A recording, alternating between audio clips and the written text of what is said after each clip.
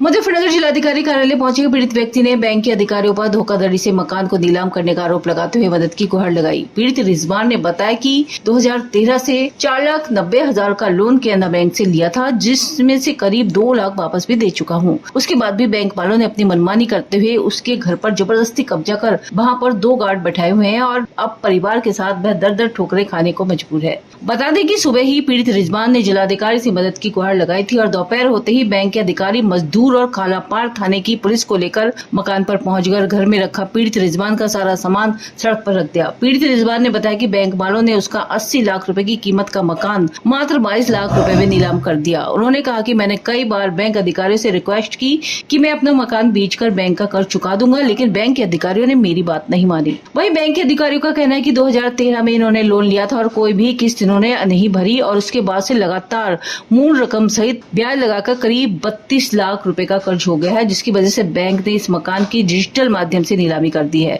और यह मकान अब किसी अन्य व्यक्ति के नाम पर दर्ज है, जिसको लेकर आज हम मकान खाली कराकर इनका सामान इनको सौंप देंगे। बैंक से इन्होंने 2006 में लोन लिया था, 2008 में एनपीए हो गया, पेमेंट किया नहीं। बैंक ने नवंबर 24 में इसमें फिजिकल पोजीशन ले चुके थे, आज सामान निकाल रहे हैं, बस ये है, कोई विवाद क्या है। अब लोन की डिटेल तो ब्रांच ही जाके मालूम होगी, आज तो हम तो खाली करने वालों में टीम में थे। यहाँ मजिस्ट्रेट साहब हैं, हमारे ऑथराइज ऑफिसर तनुज गुप्ता जी हैं, ब्रांच मैनेजर सोनिया कुमारी। सर सारे डीएम ऑर्डर है हमारे पास, ऑलरेडी डीएम ऑर्डर के साथ ही है। पुलिस प्रशासन को फीस जमा करने के बाद ही हम सारे वो चल रहे हैं। कब्जा ले चुके हैं, इसका सामान खाली किया जा रहा है। मैजिस्ट्रेट है यहाँ पे, हमारे डीएम सर है, ऑथराइज्ड लीगल ऑफिसर्स है यहाँ पे। 4.5 लाख रुपए का 4.5 लाख रुपए का 2006 में लोन लिया था। मकान ऑप्शन हो चुका है, ऑप्शन हो चुका है। इसके नाम मोहम्मद फरमान बैंक में जाएगा। ये सारा पैसा नहीं जाएगा जो बैंक का आउटस्टैंडिंग, जितना आउटस्टैंडिंग है बैंक का, जितना वो सारा उसमें जाएगा। 19 साल पहले 4 लाख का लोन लिया था इन्होंने। ये लोन घर सेल आउट हो चुका है, घर पोजीशन भी बैंक का पोजीशन है, इसका सामान आज निकाला जा रहा है। बस हमारे सर की छत के अंदर बैंक ने छीन ली और छोटे छोटे हमारे बच्चे हैं और 2,90,000 4,90,000 रुपए का लोन लिया था। मैंने 2 लाख रुपए दे चुका, 2,90,000 के उन्होंने 26 लाख रुपए बना रखे। मैं कोई 100 बार उनके पास गया, उनकी खुशामद करी कि इसमें कुछ कर लो, मैं जैसे भी होगा आपको दे दूंगा, वो मानने नहीं। फिर उन्होंने भूमि माफियाओं से मिलके मेरा मकान नीलाम कर दिया और मुझे बाहर निकाल के मेरा 9 महीने से मकान को सील करे हुए है। मेरे पास कपड़े देखो, गर्मी है गर्म, मैं गर्मी में पहन रहा, छोटे छोटे बच्चे हैं, सबको बाहर निकाल दिया। और अब वो यूँ कह रहे हैं कि सामान निकाल लो। नगर मजिस्ट्रेट साहब को ला रहे हैं हम और एसडीएम सदर को ला रहे हैं हम और पुलिस को ला रहे हैं हम।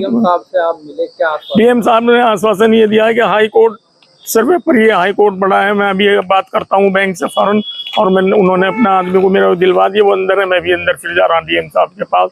इस तरीके से काट रही है कि सुबह को खाते हैं, शाम को भूखे रहते हैं। ये हालात हमारी है, क्योंकि हमारे पास तो हम रोज रोज कोर्ट कचहरी चढ़े फिर रहे हैं, हमारे पास पैसे है नहीं, हम इस भागे फिर रहे हैं कि अच्छा हमारा मकान बच जावे। इन्होंने 22 लाख 35,000 रुपए का मकान हमारा नीलाम कर दिया, लेकिन 80 लाख रुपए की कीमत का मकान है। मार्केट जो रेट है बिल्कुल ऑन रोड खादर वाले में है। अब जामिया नगर की तरफ चले गए और वहाँ एक छोटा सा मकान है मिलने वालों का, उसमें सारा परिवार नीचे बैठता है। हम मजदूरी का काम कर रहे थे जी।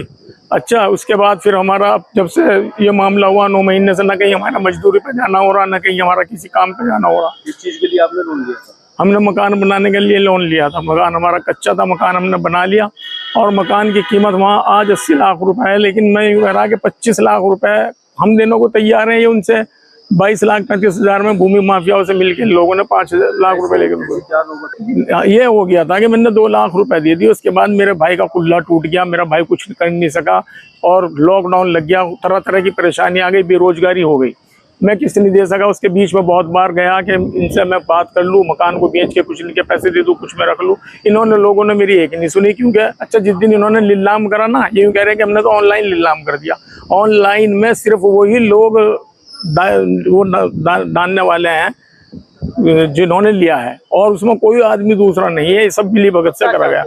मैं तो ये चाहता हूँ कि हमारा मकान हमें लौटाया जावे और हमारे से उन भूमि माफियाओं से बढ़ के पैसे ले लिए जाए। हम कहीं से रिश्तेदार से किसी से मांग के तांग के, जैसे रिश्तेदारों में हम अपना इंतजाम करके बैंक का पैसा दे देंगे, हमारा मकान न छीना जाए।